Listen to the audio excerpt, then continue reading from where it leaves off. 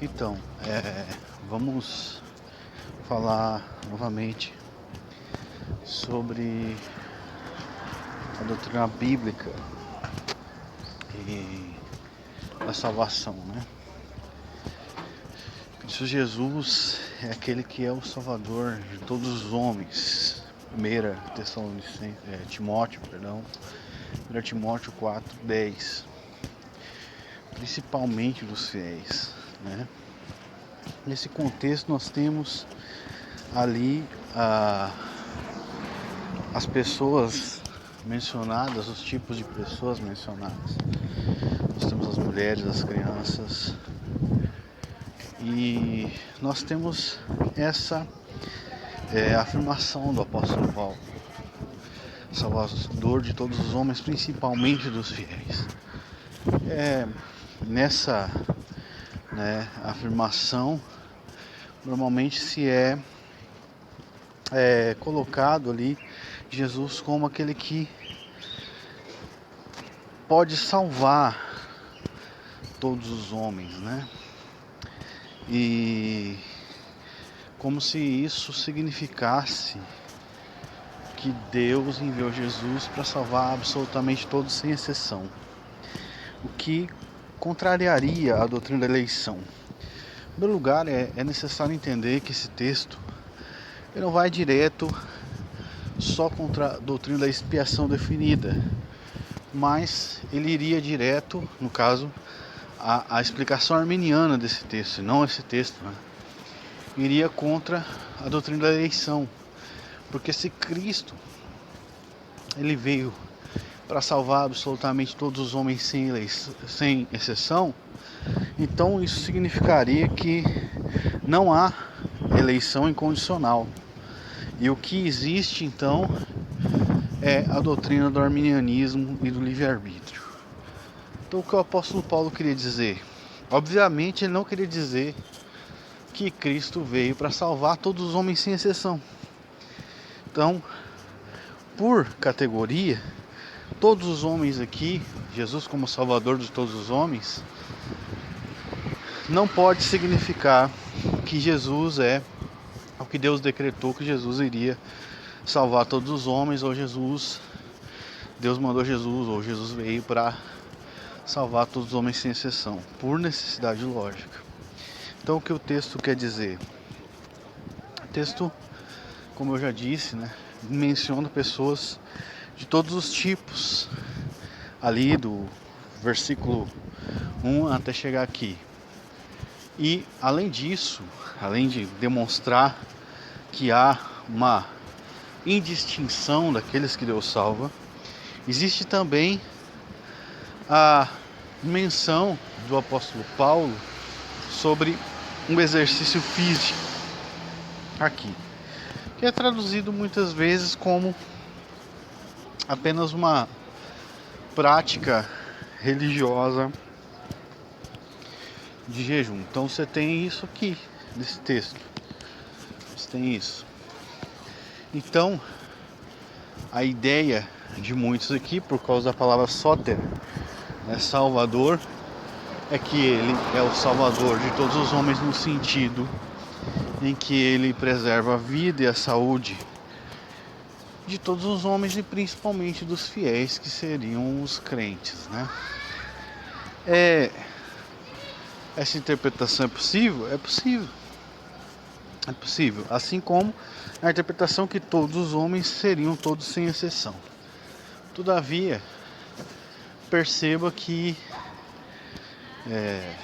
o texto bíblico ele coloca todos os homens e depois principalmente os fiéis. Então, se a ideia de todos os homens aqui seriam sem distinção, e porque principalmente os fiéis, se os sem distinção seriam também os crentes posteriormente, né? Porque eles são salvos, né? Principalmente os fiéis. Então é uma dificuldade ampla aqui de exegese. Agora, para facilitar e a gente não precisa quebrar muita cabeça com isso, é interpretar aqui os fiéis, ou os crentes aqui, não necessariamente como apenas todos os crentes, mas um grupo de crentes, né, fiéis. E os outros ali, todos os homens seriam aqueles que também são salvos, né? Então aqui esse grupo, principalmente os fiéis, seriam uma expressão hiperbólica aqui, né? Ou seja, aqueles que são fiéis dentro dos crentes, do grupo dos cristãos. Essa interpretação é possível, ok? Mas por necessidade lógica, esse texto não fala, né, de todas as pessoas sem distinção. Isso nós já descartamos. Então fica as 3 explicações ainda contidas aqui nesse texto. Quem seriam todos os homens aqui, né? Que Cristo é o Salvador de todos os homens. Uma possível interpretação seria realmente que Cristo pode salvar todos os homens, no sentido em que Ele é o Salvador, o único Salvador que os homens têm, mas é possível essa interpretação e nada mais do que isso. Ou seja, Paulo não está falando sobre o decreto de Deus aqui, mas está falando sobre o ponto de vista humano, né? Ou seja, Cristo é o Salvador de todos os homens, ou seja, aquele que pode, o único Salvador dado aos homens, né? Isso recua com 1 Timóteo 2:4, quando diz que Deus deseja que todos os homens sejam salvos e cheguem ao pleno conhecimento da verdade. Por causa da doutrina da eleição incondicional, obviamente, todos os homens não pode ser todos os homens sem distinção, ou tanto o Salvador e o desejo de todos os homens em 1 Timóteo 4:10, o desejo de todos os homens ser salvos em 1 Timóteo 2:4, significa um desejo preceptivo, ou seja, Cristo é o único mediador entre Deus e os homens, 1 Timóteo 2:5, sem exceção. Então ele é o único. O desejo de Deus é que todos os homens se arrependam e creem em Cristo no sentido preceptivo. Assim, Cristo também seria o Salvador de todos os homens sem exceção, no sentido preceptivo, porque ele é o único Salvador dado aos homens. Mas não significa que Deus tencione de maneira decretiva a redenção ou a salvação de todos os homens, né? Apenas de maneira preceptiva. Então, Cristo seria sim o Salvador de todos os homens, de maneira preceptiva, e também aquele que é o único mediador entre Deus e todos os homens, porque é o único que é dado para a raça humana como salvação. Todavia, permanecem em uma força lógica para abraçar a ideia de que todos os homens aqui são todos os homens sem distinção, em 1 Timóteo 4:10, ou seja, Cristo é o Salvador de todos os homens sem distinção, né? E principalmente dos fiéis. Por quê? Aí voltamos ao problema de interpretação. Veja que tudo é necessário uma interpretação de texto, do contrário, a própria Bíblia, a Bíblia não pode se contradizer, mas se você não tem uma habilidade com ela, então você coloca ela em contradição, né? Então é algo muito sério fazer exegese, estudo bíblico. Então você tem aqui claramente a escritura afirmando. E aí, mano, tudo bem? Claramente que Deus reprova alguns homens, né? Deus dá fé só para as suas ovelhas, etc. Alguns preferem cortar isso, né? Ou seja, eliminar a doutrina da eleição. Então veja que aqui a questão da tensionalidade, ela é um obstáculo não para a doutrina só da expiação definida, mas da própria doutrina da eleição. Então se remove esses obstáculos, né? Principalmente o texto que nós estamos tratando aqui, que é 1 Timóteo 4:10, né? Cristo é o Salvador de todos os homens, principalmente os fiéis. Então nós removemos o obstáculo total, tanto para a expiação definida quanto para a eleição. Então,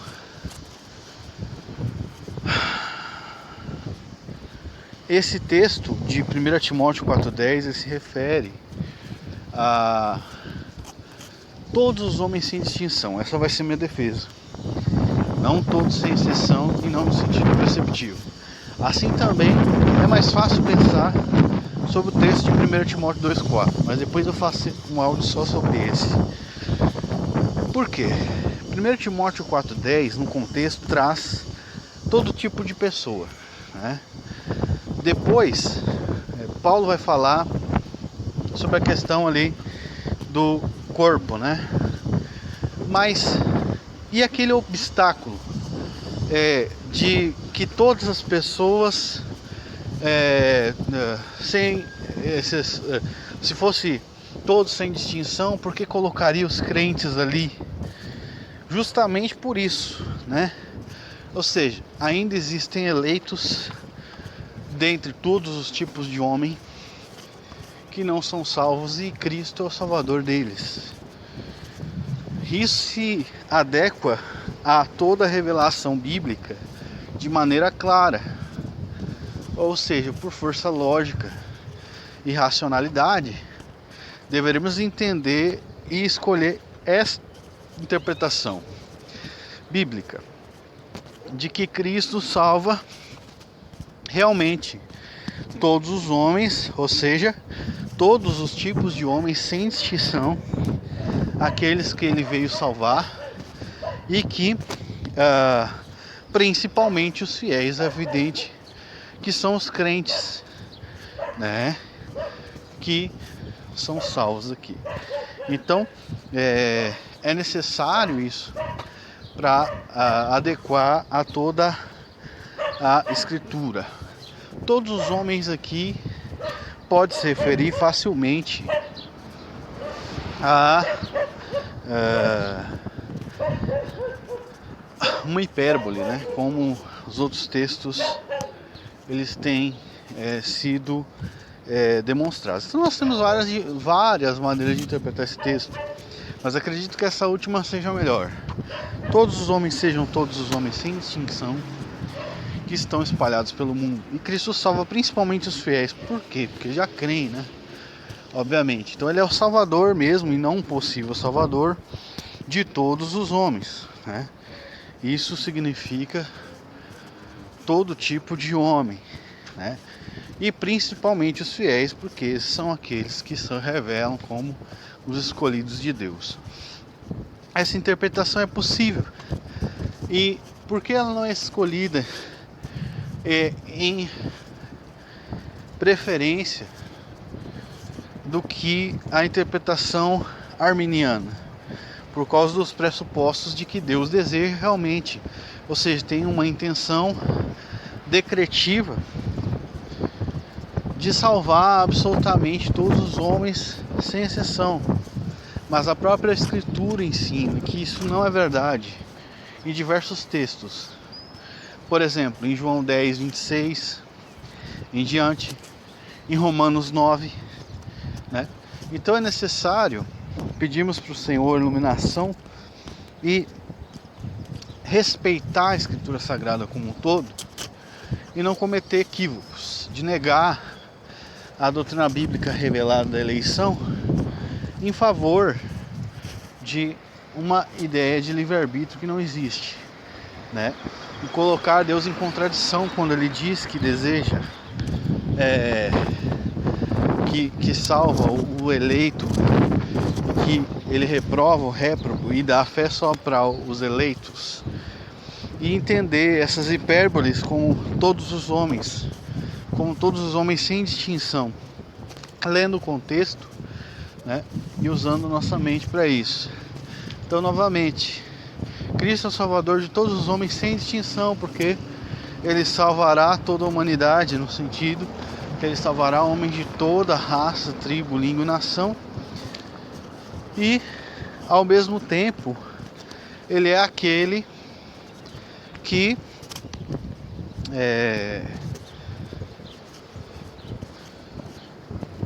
ao mesmo tempo, Ele é aquele que é principalmente o Salvador dos fiéis, né? Que são aqueles que se revelam como os eleitos de Deus. Então, em algum sentido, nós devemos pregar que Deus deseja salvar todos os homens, né? Deus deseja salvar todos os homens de todas as etnias, de todas as classes sociais, né? Que Deus deseja salvar eles e que Deus é o Salvador de todos os homens, né? Nós podemos tomar a hipérbole no sentido geral, preceptivo, sem problema nenhum. Deus é aquele que salva, ou seja, aquele que se mostra como o Salvador realmente, Jesus Cristo, de toda a humanidade. Então, nesse sentido preceptivo, Cristo salvaria todos sem exceção, né? Ou seja, todos aqueles homens que vêm até Ele seriam salvos por Ele, né? No sentido preceptivo, porque Ele é o único Salvador dado aos homens, o único nome dado aos homens para eles serem salvos, principalmente dos fiéis, porque são aqueles que são escolhidos para crer. Nós podemos interpretar que Cristo é o Salvador de todos sem distinção, principalmente dos crentes, né? Porque os crentes já se revelaram como eleitos, e nós podemos interpretar dessas formas, né? Agora, a Escritura deixa essas hipérboles na Bíblia, só que é importante ter um manuseio, e sem os pressupostos, obviamente, tanto do calvinismo quanto do arminianismo, de qualquer outra visão,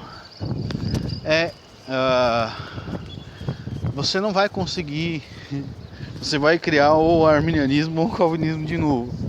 Então, obviamente, os nossos pressupostos, eles nos norteiam sobre aquilo que a Escritura diz, mas é necessário que nós escolhamos biblicamente, de maneira fortiori, aqueles pressupostos que partem da visão bíblica mais alta de revelação e mais profunda em direção para fora. Então, por exemplo, assim, Deus revelou que Ele escolheu pessoas e que Ele faz pessoas para participarem da igreja. Essas pessoas pertencem a todos os tipos de raças, né? Tem ovelhas não só do aprisco dos judeus. Então, esse tipo de revelação, ou seja, somente as ovelhas que Ele elegeu creem. Somente esse tipo de revelação é interno, profundo. Você não pode tirar isso, né? Então você coloca a fé na mão do homem, você coloca a humildade na mão do homem, você bota o homem para se autossalvar. Então você parte dessa revelação para fora. Então, né, nesse sentido, obviamente, decretivo, né, o decreto, a vontade oculta de Deus, Deus não deseja salvar todos os homens.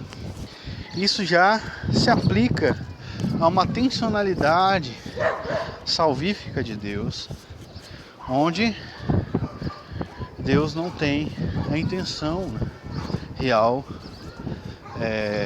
de salvar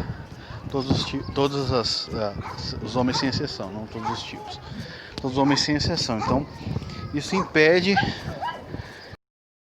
Então, continuando, isso impede qualquer revelação, qualquer interpretação arminiana, né? O arminianismo não pode ser real se Deus não tem a intenção de salvar todos sem exceção, ok? Então isso tem que ser excluído por necessidade lógica. Então, o que quer que o texto diga, não pode dizer isso. Isso é questão de lógica, né? Mesma coisa o arminiano, né? Quando lê um texto sobre eleição ou sobre fé, que os judeus não creem porque eles não eram das ovelhas de Deus, dadas a Cristo por Deus Pai, ou que Deus faz vasos para misericórdia, que Deus tem misericórdia de quem quer e endurece a quem lhe apraz, e que Deus faz todas as coisas conforme concede a sua vontade. Os arminianos também não vão interpretar isso de uma maneira que vá contra a teoria deles de livre-arbítrio. Isso aí você pode esquecer. Você pode esquecer isso, não vai acontecer de maneira nenhuma. Tá? Então, é necessário, né, você tomar um dos pressupostos para fazer essa interpretação. E a interpretação mais alta, então, vem da parábola do oleiro lá, que Paulo usa em Romanos 9, de Efésios também, e do plano de Deus, né, teleológico. Deus faz todas as coisas de acordo com vocês e a sua vontade. Você perceba que nada é condicional ali. Tudo é incondicional e tudo é certo e não tem certeza, né? Por quê? Porque Deus trabalha racionalmente de maneira infalível. Você tem algo racional feito por Deus, né? Então você deve respeitar isso na Escritura Sagrada. Agora vamos lá, voltando à parte final dessa questão aqui. Você tem Cristo salvando o Salvador de todos os homens e principalmente dos fiéis. Você percebe que com a ótica da eleição a sua visão muda totalmente. Você tem Cristo salvando todos os tipos de homens, principalmente dos fiéis, porque são aqueles que Deus elegeu, né? Todos os tipos também, mas os fiéis são claramente, né? Ou seja, aqueles que creem, aqueles que Deus salvou. E você tem aqui então Cristo com uma potência de salvação para todos os homens, não que Deus tenha intenção decretiva de salvar todos os homens, mas que Deus oferece Cristo a todos os homens como salvação, e que ele é principalmente salvador daqueles fiéis, porque são os eleitos. Então, você tem isso. Você tem diversas interpretações possíveis desse texto, né? É incrível que esse texto aqui ele seja o menos abordado, né? Quando se trata, por exemplo, de expiação definida, fica claro para você, parece ficar obscuro muitas vezes você interpretar 1 João 2,2 como, todo mundo tem medo de pegar e dizer assim: não, Cristo morre por todas as ovelhas dele espalhadas pelo mundo. O mundo todo aqui é hipérbole, significa os filhos de Deus espalhados pelo mundo. Então você tem medo disso porque, né, parece que você está violando alguma regra, mas não está. E a mesma coisa está fazendo aqui em 1 Timóteo 4,10.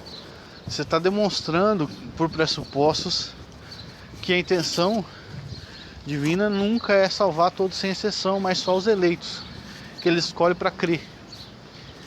Então você não tem uma intenção decretiva de salvar todos sem exceção, mas uma intenção preceptiva, né? Ou nem uma intenção preceptiva, mas uma determinação divina real de salvar todos os homens sem distinção, ou seja, eleitos de todos os lugares e todos os tipos, principalmente aqueles que são fiéis, aqueles que creem, né? Ou seja, aqueles que já creem, já se revelam como eleitos. Ou então, dentre todos esses tipos de homens, aqueles que se revelam como fiéis, como, que já estão revelados como aqueles aprovados, né? Então você tem isso, né? Aí você diz, mas não pode ser interpretado assim. Já por algum pressuposto, né? Por algum pressuposto. Aí você tem a opção, você interpreta a Bíblia com um paradoxo, paradoxal, como muitos luteranos fazem,